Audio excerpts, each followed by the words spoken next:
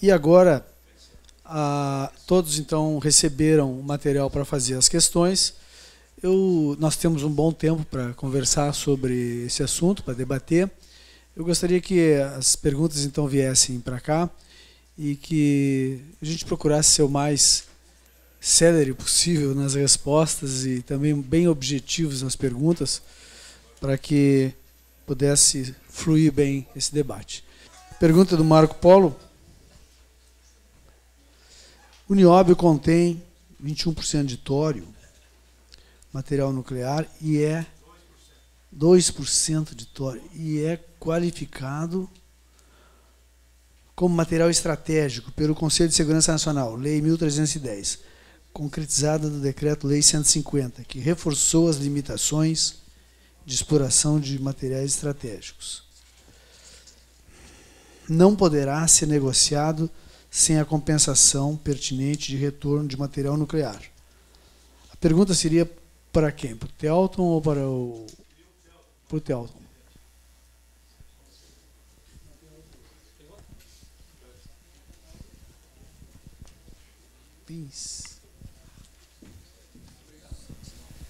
Quem é que fez a pergunta? Foi o Rubem? O Marco. Ah, o Marco, né? Desculpa, eu achei que fosse você. Ainda não, né? Ainda não. Marco, primeiro, essa questão dos minerais, do monopólio dos minerais nucleares, ela até apareceu muito frequentemente na discussão desse novo marco regulatório. Aliás, tem uma posição do Congresso Nacional, digamos, mais ou menos metade-metade. Tem uma parte que quer, de fato, abrir esse monopólio, principalmente agora que está se discutindo muito energia nuclear, a volta da energia nuclear, né? E tem uma outra parte que ainda tem uma visão um pouco mais restritiva, estratégica, que todos os países, que é um modelo de vários países, né, do Estado gerenciar esse tipo de recurso mineral. Aqui no Brasil, a gente tem visto algumas... Vou falar um termo até meio pejorativo, mas é verdade, é uma gambiarra, né? Alguns tipos de depósitos minerais que contêm minerais radioativos podem ser lavrados desde que em parceria com a ANB.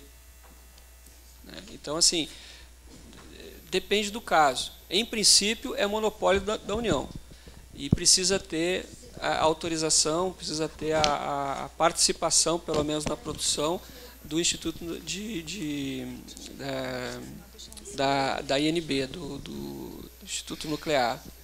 Mas, enfim, existe uma possibilidade. Eles já estão lavrando lá em Caetité e tal, estão lavrando com depósitos minerais e aproveitando esses minerais radioativos. No caso de Araxá, ainda não foi feita essa parceria, né? Porque aí é uma questão de quem é que pode explorar e comercializar o bem mineral. Porque não se enquadra bem nessa questão do estratégico, porque já tem uma legislação que prevê essa questão, até constitucional, né, que prevê essa questão do monopólio. Então a gente não está se referindo, no caso do nuclear, a gente não está se referindo como estratégico. Não sei se eu consegui responder exatamente a pergunta, mas é uma situação que acontece. Quando a gente fala em mineral estratégico, a gente está com uma definição um pouco diferente. Então, né? A nossa definição de mineral estratégico é, inclusive, que foi adotado na discussão lá do substitutivo pelo Congresso Nacional, que pode não ser a única, mas é o que a gente parametrizou naquele momento. Mineral estratégico seria aquele de portador de futuro, ou seja, no caso até o nióbio, seriam aqueles estratégicos para a indústria de alta tecnologia. Esse seria uma classificação, ou que a gente depende, ou aqueles que a gente depende na nossa economia, como exportador, como minério de ferro, alumínio, etc., bauxita, etc., ou que a gente é importador. Seriam alguns parâmetros que foram definidos para a gente trabalhar com esse conceito de minério estratégico. Não foi nem por nós, foi por todo um conjunto de discussões, inclusive o Congresso Nacional. No caso do nióbio, eu não tenho a resposta exatamente se está sendo cumprido esse contrato, né? Mas é só para distinguir, tudo bem, a lei, é só para distinguir o que é o conceito que a gente está trabalhando com relação ao mineral estratégico. Mas eu confesso que eu não sei exatamente se essa lei está sendo cumprida ou não. Eu não sei se o nióbio está voltando dessa forma ou não. Tem outra pergunta aqui que está bem relacionada com isso. Minerais radioativos não são questão de segurança nacional? Não caberia o monopólio público e estreita vigilância? Tânia Jamardo Failassi. É assim que ele está sendo, é como eu falei, existe de fato a própria Constituição estabelece o monopólio no mineral nuclear, tanto é que nenhum laboratório de análise química aqui no Brasil já faz análise para radioativo, justamente pelo medo de ter lá a gente sabe que tem em qualquer lugar, né, mineral radioativo, aí é capaz de caçar uma concessão de lavra aí porque tem essa característica. Mas sim, ele tem essa característica legal, assim, tem uma determinada parcela da legislação que vê o caso dos minerais nucleares, além dessa questão constitucional, vê também como de interesse nacional, de interesse para a segurança nacional, por causa da produção de artefato nuclear. Inclusive tem até uma penalidade dobrada ou triplicada por conta disso. Agora, tem já uma discussão, ela está aberta, há uma discussão no Congresso Nacional, e nós aí, quando falamos sobre o marco regulatório, estamos quase no centro dessa discussão. De fato, há uma discussão de abrir essa. Aí tem gente que diz, não, mas isso aí é interesse internacional, tem países que querem e tal. Mas existe, de fato, esse debate em aberto. Hoje, ele é considerado estratégico e é estratégico para a segurança nacional, não é nem da mineração, é segurança nacional. Tem uma questão aqui que ela não é tão específica sobre esse assunto, que pergunta o que se pode dizer sobre o carvão gaúcho. Isso aqui nós vamos ter um seminário específico sobre isso no momento futuro, e ela é genérica, sobre o carvão de um modo geral, então o carvão se insere em todo esse teu projeto como qualquer outro bem mineral, né? Aqui é outra pergunta. No Brasil e no Estado, os agregados são os primeiros em produção, né, esses bens minerais, como tu citaste aí, economicamente com relação ao PIB, como se comportam? A pesquisa mineral no Lago Guaíba, por recomendação do Ministério Público, não está sendo autorizada. Isto é constitucional? Sandro de Almeida, da Sociedade dos Mineradores do Jacuí. Para mim? Para mim? Uai. Então vamos lá. Mas o Zanetti também está incluído nisso. Eu acho que ele pode falar um pouco sobre isso também. Eu até, casualmente, eu estou acompanhando esse assunto. Pelo Ministério de Minas e Energia, a gente acompanha com muita atenção. A questão agregados, para nós, é fundamental, né? Recentemente, até, eu não sei se vocês acompanharam aqui no Rio Grande do Sul, mas quando havia, né, bons tempos, há pouco tempo, que havia aquele grande conjunto de obras de infraestrutura e tal, sendo tocadas do grande PAC, PAC 1, PAC 2, etc., nós tivemos um problema sério com relação ao suprimento de agregados, né, principalmente em região metropolitana, né. O que poderia ser um problema, na verdade, até foi uma janela de oportunidade, porque surgiu, inclusive, um debate sobre, primeiro, o regime de extração, uma modernização dessa legislação, que era extremamente importante. A gente nem falou aqui, não dá tempo para falar sobre tudo, mas é um aspecto bastante interessante, ou seja, materiais para a obra pública. E segundo, essa questão está diretamente envolvida com a construção civil, que tem a sua dinâmica, ela tem uma dinâmica própria. A construção civil tem uma característica, um perfil industrial que precisa ser atendido pela mineração também, né? Então, assim, eu acho que, primeiro, é extremamente importante o desenho da autorização de aproveitamento de recursos minerais. Ele leva em consideração essa necessidade de se adequar mais à dinâmica da construção civil, no sentido de abreviar etapas, de se tornar mais célere a sua outorga, né, e até o seu acompanhamento, porque normalmente como é mercado local, tem um raio de influência bastante reduzido, e muitas vezes existe essa compatibilidade ou incompatibilidade com a questão ambiental. Isso é extremamente importante quando se vai fazer não só a outorga, mas principalmente a gestão dessa autorização. Então, assim, eu acho que realmente um ponto importante. A legislação precisa prever essas particularidades. O Guaíba, que a gente está acompanhando, não sei se é constitucional, acho que é uma resposta que talvez o Zanetti possa ajudar a responder. Eu, em princípio, acho que, pelo que eu tenho ouvido falar, é uma questão ambiental, né? Então aí tem que ver se está dentro da legislação ambiental ou não. Não, mas a pergunta... A questão que foi colocada não foi bem com mineração, né? Foi pesquisa, que existe uma recomendação do Ministério Público proibindo a pesquisa, que eu acho que ela, se não é inconstitucional, pelo mínimo é burra, né? Porque proibir a pesquisa, que o impacto é quase zero e que só gera dados, isso é uma besteira. É muito grande, porque a pesquisa só vai gerar dados e conhecimento do lago, inclusive até para fazer uma gestão de outros tipos. Isso aí, eu acho que, questão de se é constitucional ou não posso dizer, porque não sou advogado, mas eu acho que, pelo mínimo, é ilógico, não tem uma lógica nenhuma, uma coisa que é uma atividade de baixíssimo, para não dizer zero impacto ambiental, né? Que é a pesquisa, não é pesquisa com guia de utilização, que pesquisa com guia de utilização é lavra experimental, tem lavra experimental embutida, é pesquisa simplesmente, que é tu ir lá, fazer um furinho, tirar umas amostrinhas e gerar dados. Então, isso tu tem N processos que estão trancados lá no DNPM por causa dessa situação. Deixa eu só jogar uma lenha nessa fogueira, então, Zanetti. Nós tivemos, nos debates do marco regulatório, nós conversamos com várias entidades de classe, né? E uma delas foi a ANEPAC, né? E que é a instituição nacional, organização nacional que agrega aí os pessoal de agregados. Eles estavam comentando com a gente, né, que é uma tendência, pelo menos, uma tendência no Brasil inteiro, né, essa questão dos agregados redundar numa questão de zoneamento. Zoneamento geológico, ambiental, de uso e ocupação do solo, né? Então, assim, talvez seja o melhor caminho. Pode ser o mais longo, pode ser o mais difícil, pode ser o que tenha mais debates a ser feito, mas, a priori, a própria entidade que trabalha com isso tem percebido que talvez o caminho mais duradouro, né, para uma solução seja, de fato, fazer zoneamento, a identificação e a divisão de áreas para preservação e para uso como fonte de agregados. Só para complementar essa questão de zoneamentos, é interessante, mas só que é o seguinte, quem é que vai fazer isso?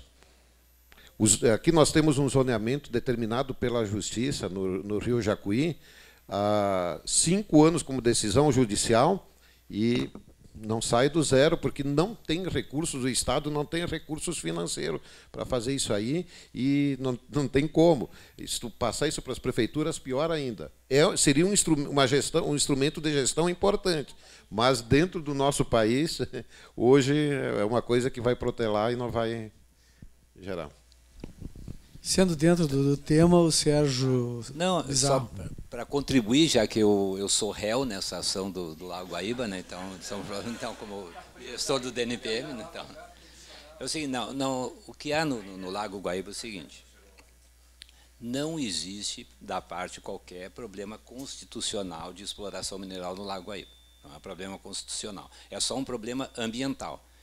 E o que o Ministério Público colocou nesse momento, eu até respondi a questão de uns 2, 3 meses atrás, a questão, é que só deva sair, que eu acho, também eu concordo com o Zanetti, que foi inadequada a colocação do Ministério Público nisso aí, que só deva sair qualquer autorização, mesmo de pesquisa, após o zoneamento que a FEPAM se comprometeu a fazer. Só isso. Não que ela, mas teria que só ser feito. Eu discordo também, concordando com o Zanetti, da posição vamos dizer assim, do que foi, pelo seguinte, porque a pesquisa viria a contribuir com informações que serviria para o próprio zoneamento. Então, é só essa questão. Mas não há qualquer problema constitucional. Muito bem. Ainda dentro dessa linha, o que significa, na prática, substituir licença por autorização federal? Não será uma simplificação que levará a prejuízos sociais e ambientais? Não, eu acho assim, o modelo de licenciamento, na prática, por prefeituras, essa licença da prefeitura, quando tu começa a levar para a prefeitura, que tu tem as decisões são políticas e locais, a decisão 90, não digo 90%, mas em grande parte das decisões elas são dadas por decisão política, local. Política, eu estou dizendo pessoal. Né? Sim. Agora, quando tu sair disso para o Estado, para a União, isso tu afasta mais os dois poderes, o que está sendo licenciado e o que está licenciando. Porque fica muito difícil. Eu, por exemplo, como consultor, na década de 80, pedi uma licença numa prefeitura de Santa Catarina. Quando eu entrei, conversando com a secretária, disse, não, isso aí é fácil. Ontem eles mesmo liberou. Cheguei, entrei, o prefeito, eu falei, ele simplesmente levantou e a secretária veio pedir para me retirar da sala. Quando eu fui dizer para a pessoa, ela disse, não, ele é inimigo político meu. Sabe quando é que ele conseguiu? Nunca. Então, isto é uma coisa que quem trabalha com mineração, principalmente, tem uma ojeriza de tu pegar essa licença das prefeituras.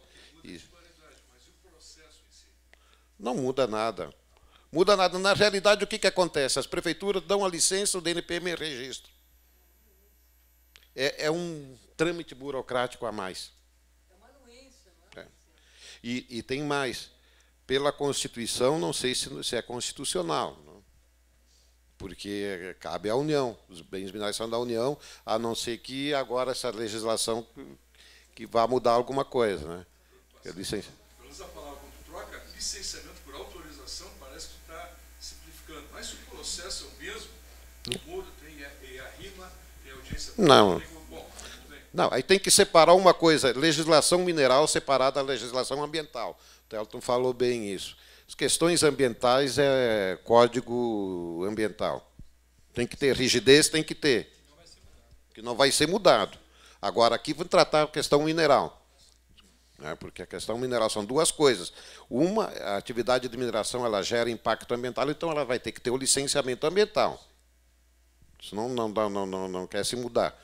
E não vai se mudar em lugar nenhum isso aí. Isso vai mudar a questão do DNPM apenas, a licença mineral. Como bem mineral é um patrimônio da União e tu vai pedir para a União essa licença. Não tem por que colocar um município no meio também se tu tem que pedir para a União. Na realidade era um passo a mais e desnecessário. E que não tinha muito regramento. Cada prefeitura tinha um regramento. Muda o secretário, muda o prefeito, tu tem que chegar e falar tudo de novo, porque vai tudo para estaca zero. Queres colocar alguma coisa sobre isso? Eu acho que o Zanetti já respondeu praticamente tudo, só complementar. Não vai haver prejuízo, porque são legislações distintas e a mineral não está simplificando nem afetando nada da questão ambiental. Então, em princípio, não haverá prejuízo. Do ponto de vista do regramento mineral, a ideia é simplificar, sem perder, claro, a governança. Né? Tem algumas outras características que a gente nem teve tempo, né, Zanetti, para ficar debatendo aqui, mas, por exemplo, a 65, 67 sempre foi um pouco polêmica, né? A questão que o Zanetti testemunhou aí acontece no Brasil inteiro, né? Essas pequenas subjetividades aí dos critérios de outorga. Agora, do jeito que a gente estava pensando, modelando e discutindo no Congresso Nacional, tem algumas outras vantagens que se ajustam às características técnicas da geologia. Por exemplo, a gente sabe que muitas vezes o agregado pode acontecer, né, em áreas que já tem uma concessão, por exemplo. Se houver compatibilidade, a legislação proposta até está prevendo isso. Se houver compatibilização, houver autorização do concessionário e houver uma anuência técnica da agência ou do DNPM, quem for o órgão regulador, pode-se dar autorização em cima de uma concessão para aproveitamento de um recurso mineral que não estaria sendo possível hoje, né? A não ser por alguns tipos de dispositivo que o DNP faz, mesmamento vertical, aquela coisa toda. Então, eu acredito, em princípio, que a autorização que venha a substituir o licenciamento vai trazer uma série de vantagens na prática, inclusive, para quem trabalha com agregados. Na palestra, na apresentação do Telton, ele foi claro que a legislação ambiental, assim como toda essa questão de reservas, áreas indígenas, isso está fora, não está sendo discutido no Código. Isso não é assunto deste Código, né? Bom, a Magda Bergman, presidente da Associação profissional sul-brasileiro de geólogos, pergunta se existe alguma proposta para aferir a qualificação dos municípios ou estados que se propuserem a centralizar os licenciamentos, já que o setor de produção de agregados é sabidamente de grande porte e os órgãos municipais e órgãos estaduais estão, segundo a observação dela, em desagregação ou até inexistentes. Boa pergunta, Magda, porque a gente a possibilidade da delegação de competência do poder concedente federal para estado e município para gerenciar a autorização de aproveitamento, ela é polêmica. Ela não é muito consensual, não. A gente tem essas experiências do licenciamento. Poxa, mas tirando a prefeitura, estão devolvendo para a prefeitura. O que vocês querem? Resolvam. Mas olha só, a gente tem que pensar um pouco estrategicamente, digamos, né? Em primeiro lugar, isso é um instrumento de gestão.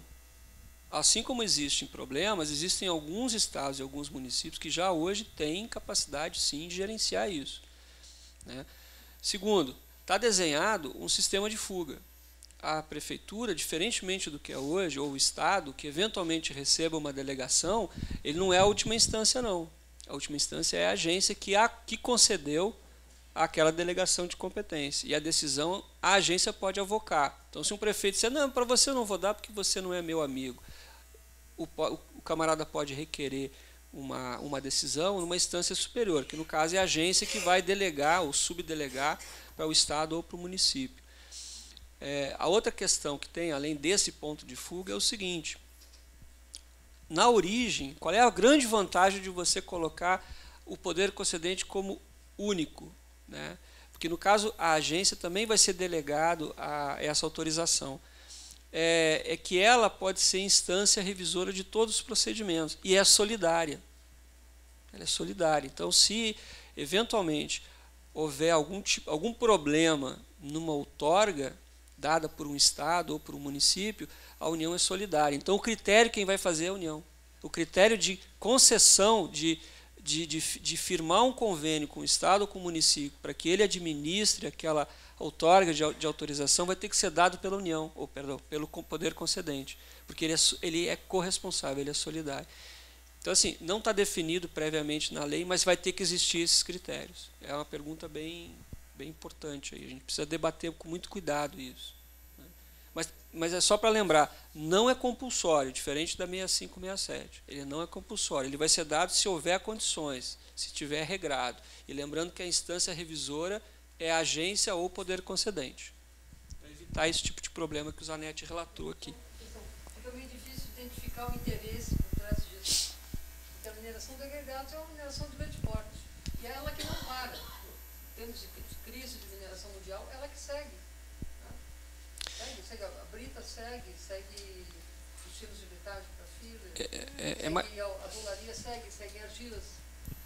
Então, como eu tentei comentar antes. A gente sabe, a construção civil, que é isso que você está relatando, a construção civil tem uma dinâmica própria, né? E muitas vezes os trâmites, os procedimentos, o tempo para uma análise que hoje é feito para o próprio licenciamento não acompanha esse tipo de dinâmica, né? Nós não podemos deixar de ter, pelo menos como uma ferramenta na legislação, esse tipo de instrumento. Ele vai ser generalizado no Brasil? Muito provavelmente não. Vai ser pontual? Talvez, para alguns estados, para alguns municípios, possa ser um instrumento de gestão da outorga, justamente para aproveitar essa dinâmica, para se adequar a essa dinâmica da construção civil, importante. Não quer dizer que isso é obrigatório, lembrando bem, isso não é obrigatório, isso vai ser um instrumento de gestão do poder concedente junto com a agência. Veja bem, então, pelo lado da geração de empregos para a categoria de geólogos, é até interessante. Supor que o município vai ter que ter um geólogo lá para tratar disso aí, que o estado vai ter que rearticular um órgão estadual de mineração, que a gente sabe que são raros os estados que ainda têm. É até interessante a possibilidade, mas é difícil de identificar os interesses atrás dessa situação. Bom, tem mais uma questão aqui da Tânia Jamardo Failassi.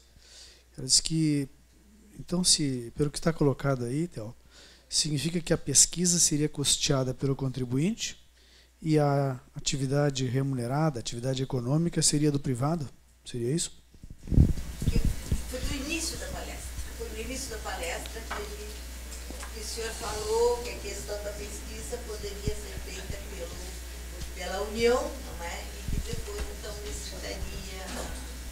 Tá, então vamos tentar esclarecer bem. Então, se ficou essa impressão, esse é um ponto que sempre foi complicado, né? O debate do marco regulatório, desde o início, o pessoal fez essa observação, para não dizer essa crítica, né? Olha, estão nacionalizando a pesquisa e tal. Não, na verdade não é esse o interesse, não, né? Tanto a pesquisa mineral quanto a lavra, a ideia é que permaneça com o empreendedorismo privado, né? Não se descarta a possibilidade de ter situações em que o Estado, da mesma forma que ele faz hoje, na mesma regra que está o privado, ou seja, prioridade. Quem chegar primeiro ganha. Se é o Estado que chegar primeiro, ele chegou. Ele requer uma área e faz a mesma coisa que o privado, faz a pesquisa. E licita a área, porque ele não pode produzir. Né? Nessas situações é que está reservada essa possibilidade de fazer pesquisa mineral, da maneira como é feito hoje. Depois do licitante, ele vai cobrar a pesquisa que foi feita? É por licitação, sim. Ele vai cobrar. Ele vai cobrar. O Estado faz a pesquisa, teve o gasto. Aí licita aquela área. E se ressarce. Quem ganhar a licitação vai pagar a pesquisa que foi feita? Se ele for, sim. Ele paga, depende da modalidade.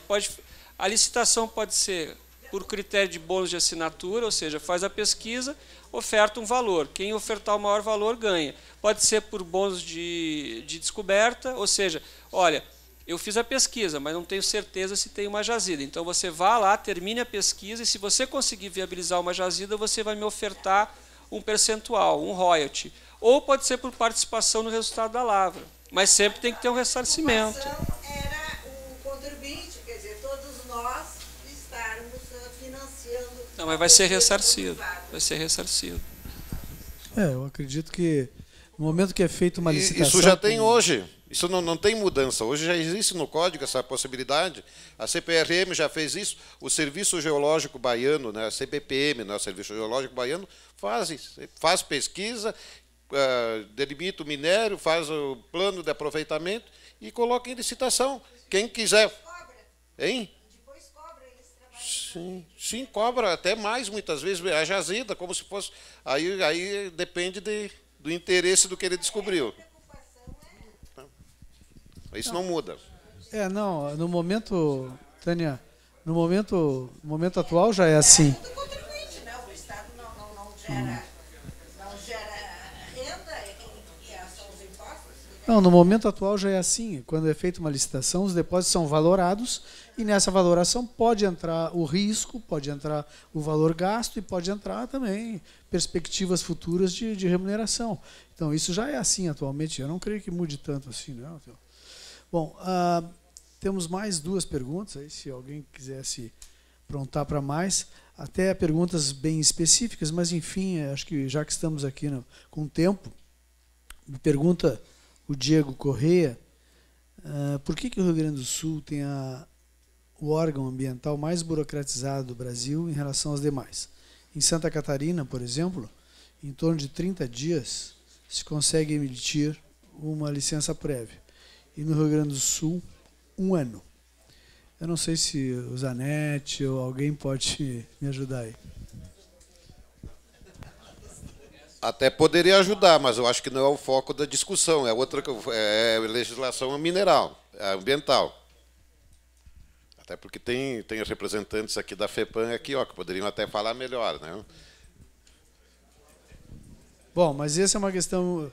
Voltou aqui o assunto do nióbio, então, como esse assunto já foi discutido, eu queria saber, então, se, de forma oral, alguém tem mais questões a colocar. Por favor, então, alguém apresenta ali. Ruben Orbach. Antes de mais nada, um agradecimento para o SENGE por promover essa reunião, que está me dando a chance de ver uma série de amigos e colegas que faz muito tempo que eu não encontro, alguns deles com os cabelos já bem grisalhos, bem brancos, e outros já praticamente sem cabelo. Então, muito bom encontrar vocês aqui. Antes de algum comentário a respeito da sua apresentação, eu gostaria de cumprimentar o César por uma notícia que eu vi naquele Notícias da Mineração do Brasil, eu acho que foi da semana passada, em que o DNPM, nesse primeiro semestre, publicou praticamente quase que o dobro, se eu não me engano, Nós já vencemos o mesmo volume de concessões de lavra do ano passado. Em julho já batemos o número de portarias do ano passado. E está na média dos últimos 10 anos. Então, isso aí é razão eu acho que de comemoração e de parabenização do órgão aí. Talvez isso aí se deva pelo afastamento do lupus magnus, em latim o nome daquele animal que era o ministro de Minas e Energia. Mas não é o caso, né? O lupus magnus, né?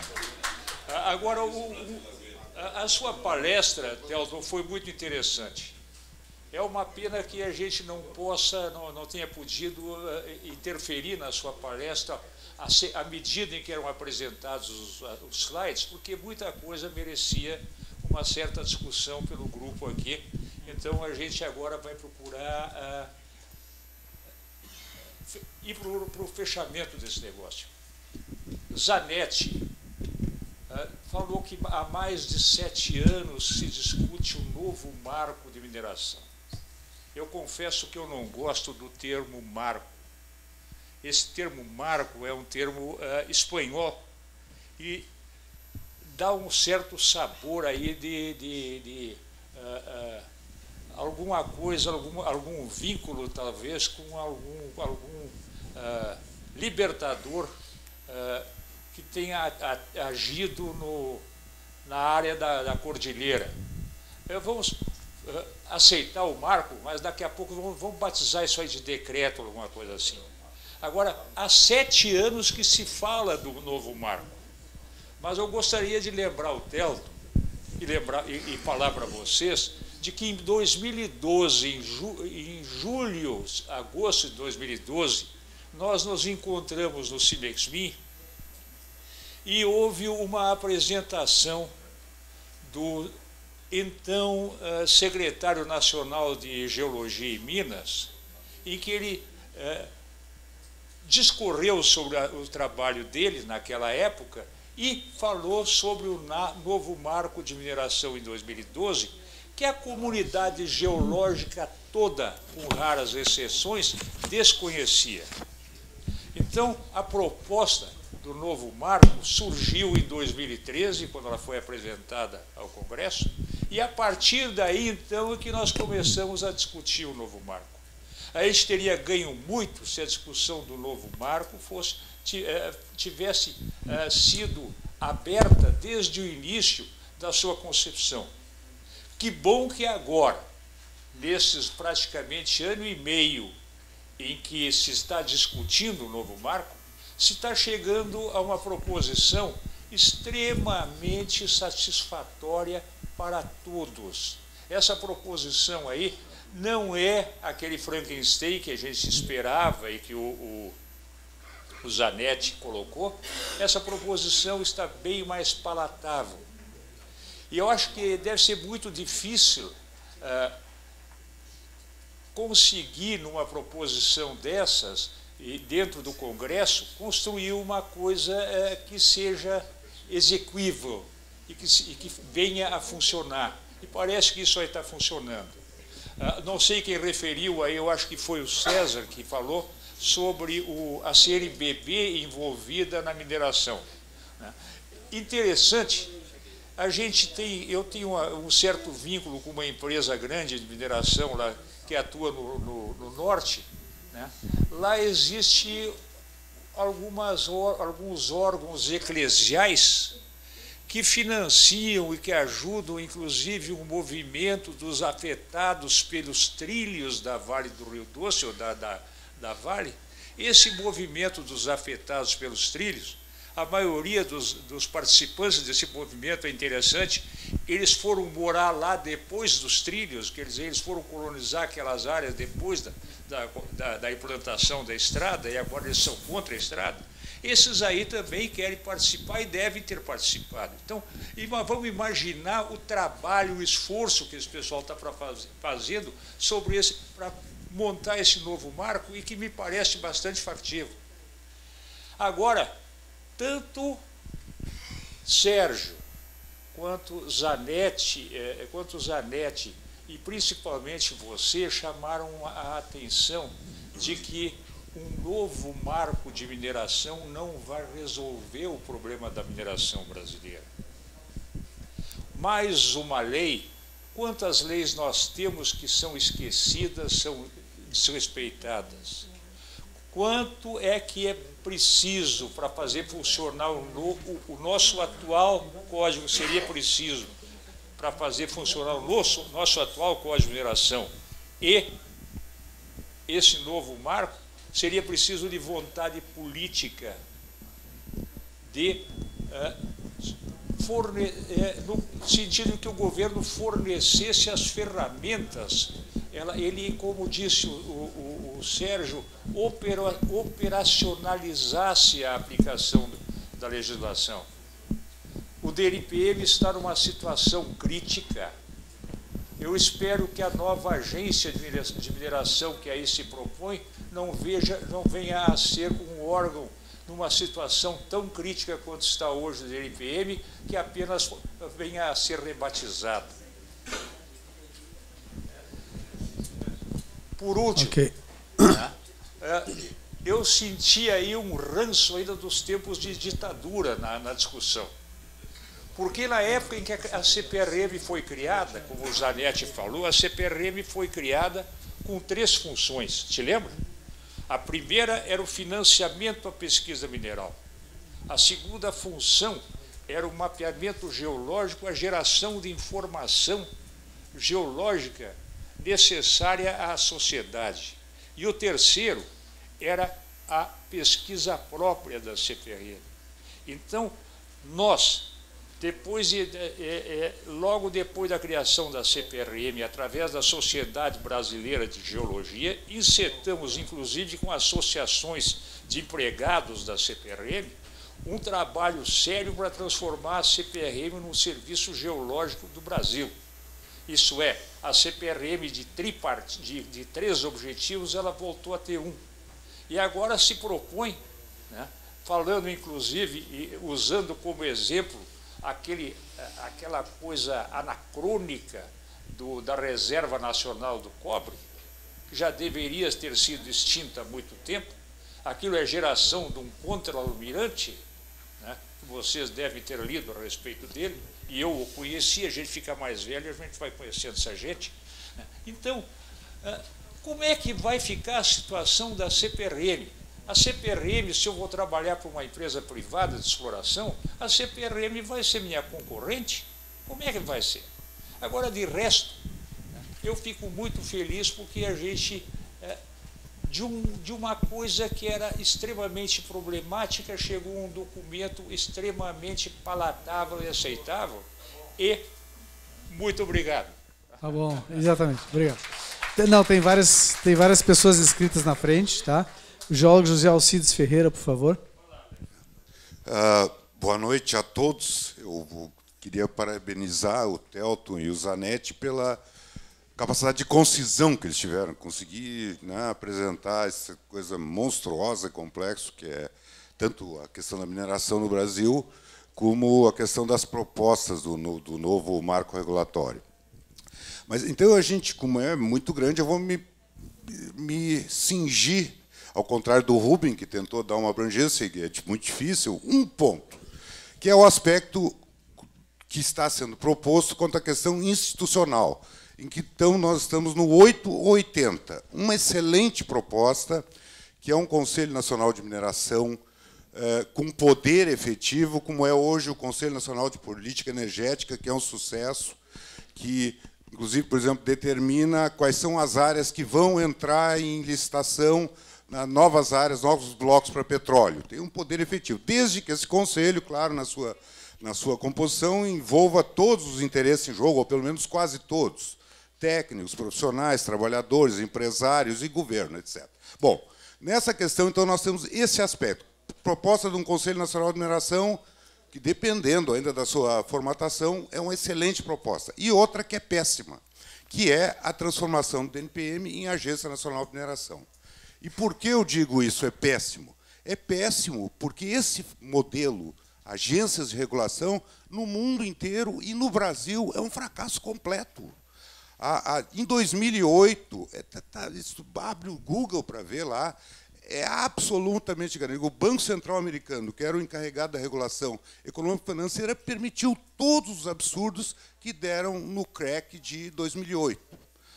Pode-se buscar outros empregos. A maior falência da história da humanidade, que foi a Enron, alguns anos atrás do 2008, abre o Google lá, falência da Enron, defeitos na regulação que não regularam. Tá. No Brasil, a mesma coisa. No Brasil, nós temos a ANP, a ANEEL e a Anatel, que são as três grandes. A Anatel, nós temos preços mais altos do mundo de telefonia, entre os mais altos do mundo, e campeã vamos dizer assim, de reclamações no PROCON, na Justiça, nos juizados especiais, etc. Ou seja, péssima qualidade e péssima vamos dizer assim, de prestação de serviço e valores altíssimos. Então, as agências de regulação são um fracasso, né? No caso do Brasil, nós temos uma distinção dessas três grandes. Nós temos a ANP e a ANEEL, que tem uma grande estatal que faz contraponto, que é o caso da Eletrobras, no caso da ANEEL, e a Petrobras, no caso da ANP. Então, elas não correm tão soltas. É mais difícil. Eles têm que, vamos dizer assim, maneirar mais o jogo. No caso específico da Anatel, não existe concorrência nenhuma, são todas grandes multinacionais privadas. Então, existe o termo técnico internacional que se chama captura. Elas estão capturadas. Esse é o risco. Só para concluir, então, é o que vai acontecer com a Agência Nacional de Mineração. Vai ser capturada pelas grandes do Brasil. No caso do Brasil, já se sabe de antemão, é a Vale do Rio Doce e algumas poucas outras que vão capturar e controlar a Agência Nacional de Mineração, porque é assim que acontece no mundo inteiro e no Brasil, não escapa disso.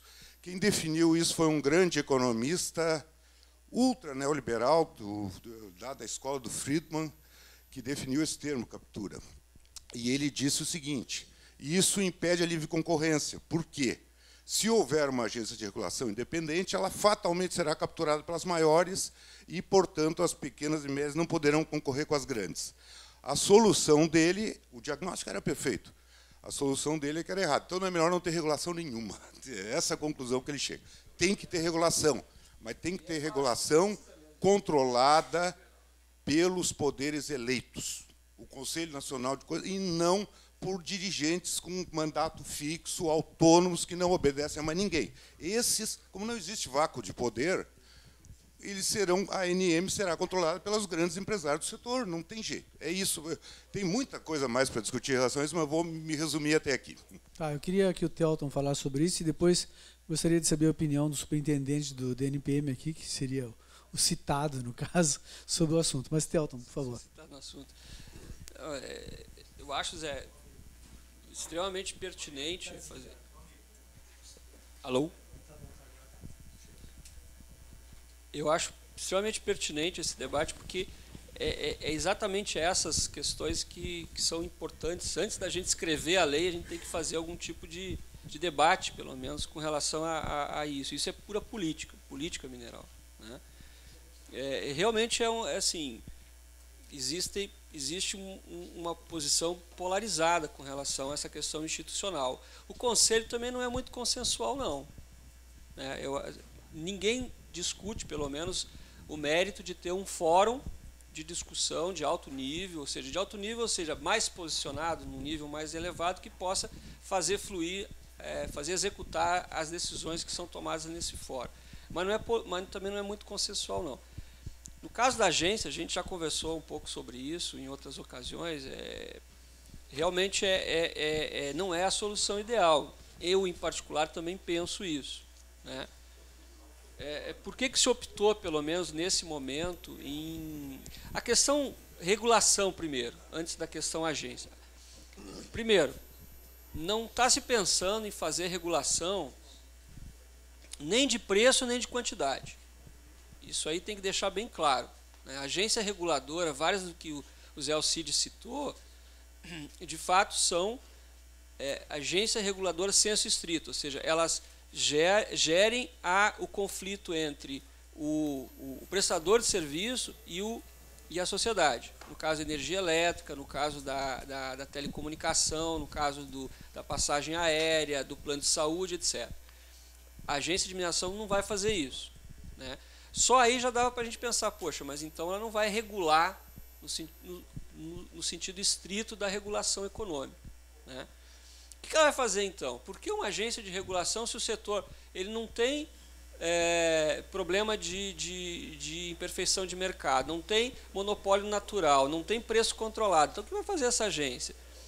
Uma das situações que a gente identificou era, de fato, a regra de entrada, né? Ou seja, eu preciso ter um órgão que tenha um determinado perfil institucional para regular essa entrada, porque é basicamente o que ele vai fazer, quem é que pode entrar no jogo, né? Mais ou menos a semelhança do que é feito hoje. E aí que vem a questão, ou seja, a agência resolve, o formato institucional a agência resolve? Provavelmente não, mas é o único do cardápio de instituições públicas que a gente tem hoje, pegando autarquia toda ação, pegando instituto, pegando superintendência, pegando departamento, administração direta, indireta, é o que nos pareceu mais adequado do ponto de vista do arranjo institucional. Por exemplo, diretoria colegiada. Para algumas decisões é fundamental ter transparência, é fundamental ter decisão colegiada e não ser um cara só que dá o canetaço. O diretor-geral do DNPM disse que aquela guia de utilização pode, que aquela quantidade de guia pode, aquela quantidade não pode. Por que ele faz isso sozinho? Se afeta a atividade econômica de uma série de agentes, né? A questão do mandato. Ó, o camarada Telton lá remota possibilidade dele um dia sentar lá e dizer o seguinte: olha, eu autorizo isso aqui ou não autorizo aquilo lá. Aí chega um político e diz: não, se você vai autorizar, senão você perde o seu cargo.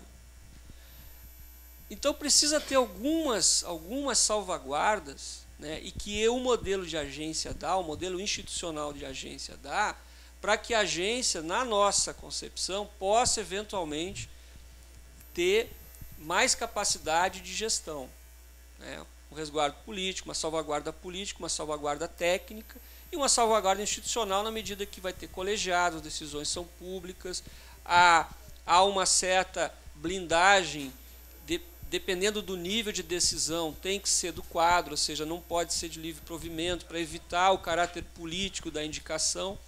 Então, assim, do cardápio de possibilidades que hoje a administração pública fornece, nos pareceu que a agência pudesse ser o mais possível de gerenciar o novo marco. Então, foi essa mais ou menos a decisão em termos de governo. Mas eu concordo 100% com você, não é consenso. Existem os prós e existem os contras. Existe um lado que é a se pensar, a se refletir com muito cuidado, que é a questão da captura, né? Quer dizer, mesmo as agências, a gente se baliza muito pelas agências do Minas Energia, a ANP e a ANEEL, como você citou. E precisa ter esse cuidado extremamente sensível, que é a captura, que pode ser a captura de empresa e também pode ser a captura de governo, né, do ponto de vista político. Então, assim, de fato não é uma decisão simples de se tomar, é isso e pronto, porque é isso que o governo está querendo. Não, tem que fazer um debate, mas assim, hoje, da maneira como foi desenhado o marco, o modelo de agência foi o que pareceu mais adequado, pelo menos para esse começo de gestão aí. Telton, dentro dessa linha aí, que está passando batido, porque é uma coisa nova, o Conselho Nacional de Mineração, como é que tu imaginas a composição dele, mandatos, quem participa e que atribuições exatamente? A gente pensou, Andreotti, na área técnica, né? Isso, como é um colegiado assessor da Presidência da República, quem vai decidir vai ser a presidência. Mas, assim, o que nós pensamos na hora de formatar, fazer uma sugestão de formatação, foi nos moldes do CNPE. Ou seja, ter uma reunião de ministros que tem a ver com a decisão da política, né, meio ambiente, indústria e comércio, relações exteriores, todo aquele conjunto de ministérios que fazem interface com a questão mineral, como indústria, alguns representantes da sociedade, sim, no formato do CNPE, ou seja, tem, parece que 3 ou 4 que são indicados pela academia, são indicados pelo conhecimento, notório saber, etc. Nós pensamos dessa forma, mas a palavra final é da presidência. Eu só queria fazer um comentário sobre a CPRM, se me permite, rapidinho. Tudo aquilo que o Rubem falou até para não ficar polarizando o debate. Mas, assim, a questão da CPRM, Rubem, em nenhum momento está se pensando em retomar aquele dilema, qual o papel da CPRM, o Serviço Geológico. Isso hoje está muito bem já estabelecido. É Serviço Geológico. É Serviço Geológico. Né? Não está se pensando em competir com o privado absolutamente. Não é essa a intenção do PL. Se você for ler com calma, você vai ver que ali, aonde é citado o Serviço Geológico, é estritamente a semelhança do que ele faz hoje.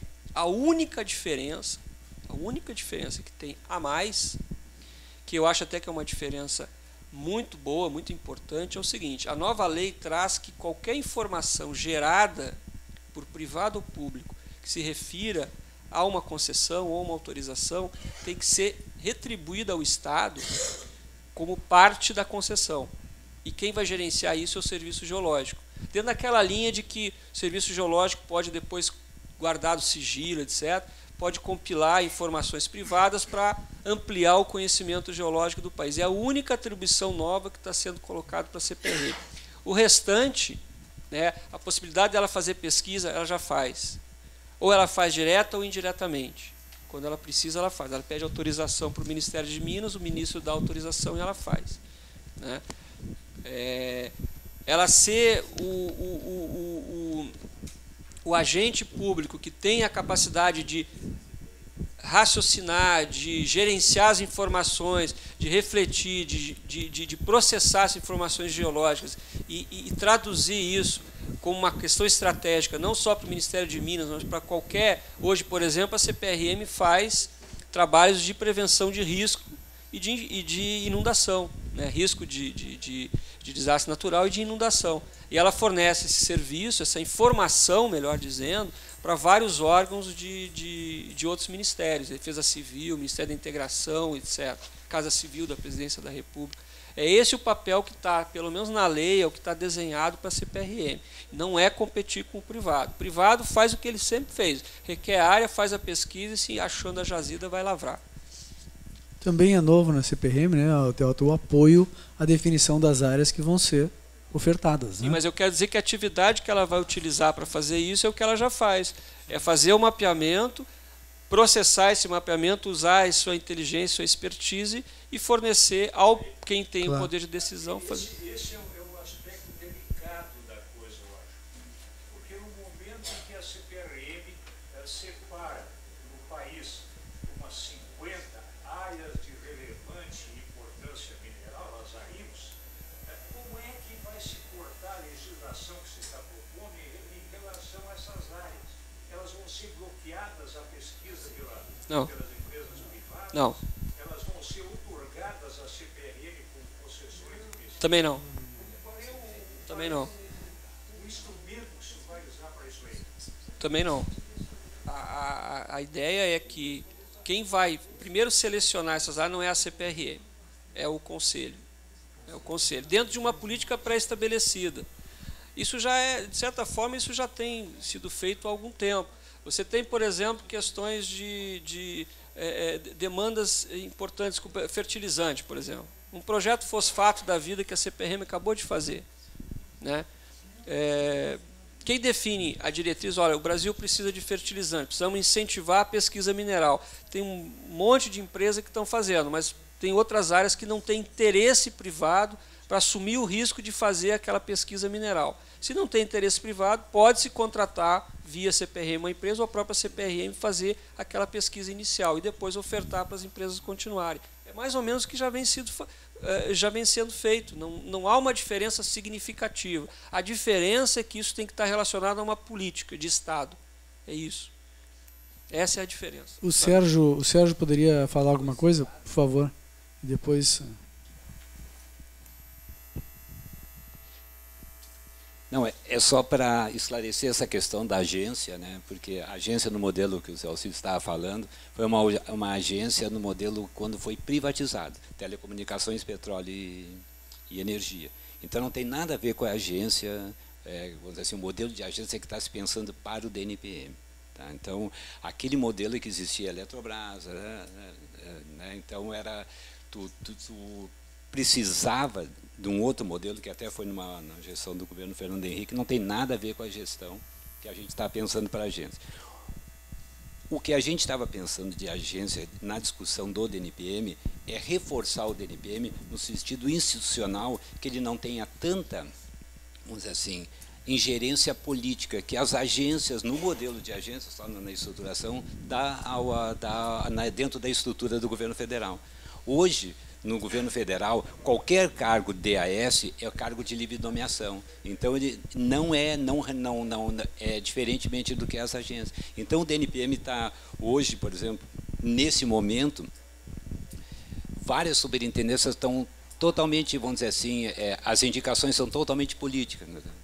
Né? Então, é uma das coisas que a gente gostaria de evitar, que o modelo de agência daria um resguardo nesse sentido. Então, o modelo de agência traria para dentro do setor, vamos dizer assim, tu teria mandato que tu não poderia ser de livre nomeação.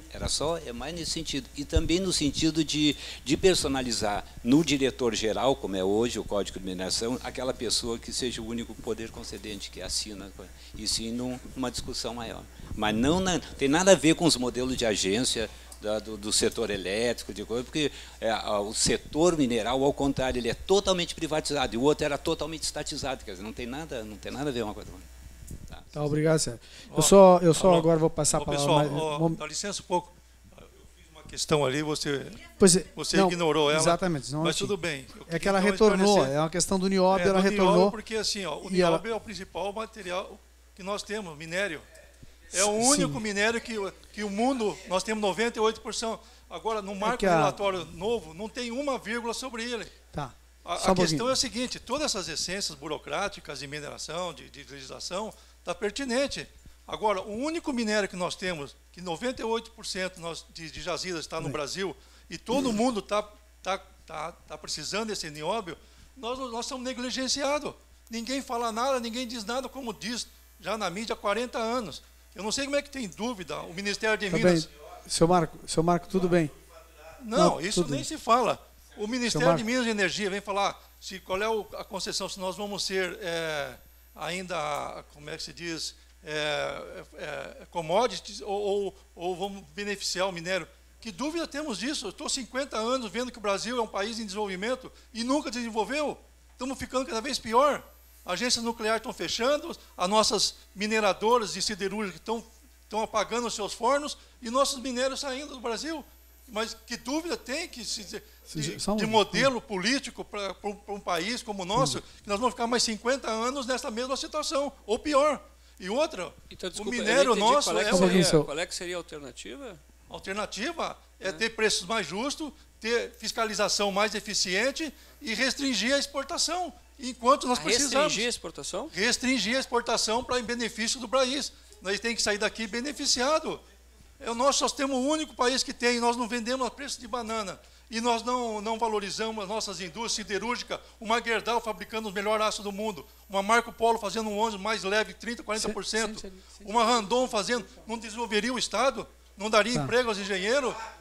Por que desenvolve todo o setor, não é só o geólogo, que quem falou uma colega tua aí, que é para o emprego do geólogo. Tem toda uma cadeia de produção.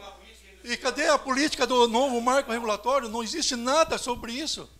E um preço alvitante, eu tenho uma tabela desde 96 até 2013, os preços que são comercializados e exportados. É ridículo isso aqui, é ridículo. Isso aqui é coisa assim de chorar, entendeu? Para quem conhece alguma coisa com relação ao que estão fazendo com relação ao nióbio. E ninguém fala nada. A palestra toda fala sobre discurso muito burocrático, de departamentos e de instituições, e não fala do essencial. É o único minério que nós temos. E o novo marco regulatório não fala sobre ele. Mas que palhaçada, eu acho. Desculpa isso Seu aí, Marco, mas seu Marco, permita-me. A sua pergunta... Ele é mais raro que o ouro e está valendo 6.000 vezes mais que o ouro.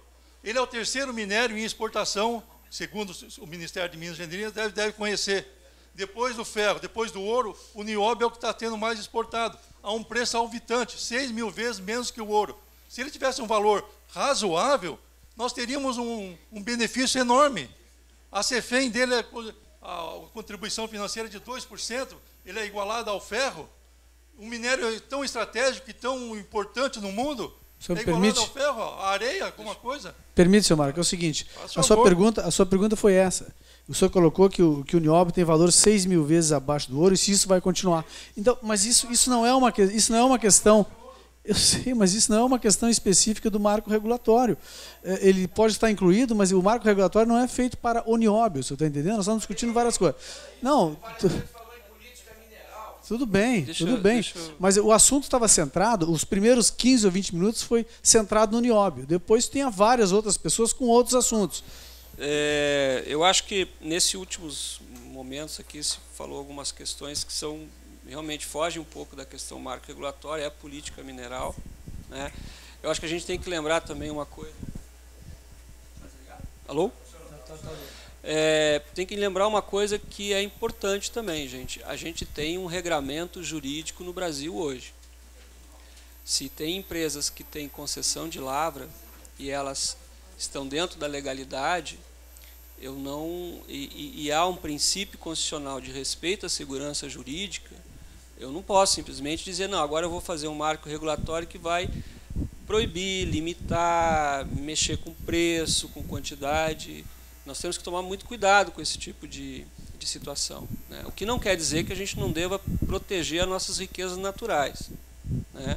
Existe, de fato, uma fronteira descoberta no Brasil, né? Nós já vimos vários casos, o Amapá também tem isso, Roraima também tem isso, a Amazônia tem isso, tem frequentes... A faixa de fronteira é uma região conflagrada, tem invasão de garimpeiro de ambos de vários países para o Brasil e do Brasil para lá também. E é uma questão delicada. Tem mineração em área indígena, que é uma questão delicadíssima, né? Então, assim, não dá para debater tudo agora, não dá para debater tudo, não dá para dizer que o governo tem razão e nem que outros têm razão. Há uma série de situações que a gente precisa fazer o debate, né? E é como eu tentei falar no início, o marco regulatório é parte desse debate, não é ele que vai resolver tudo, não. Não vai resolver, né?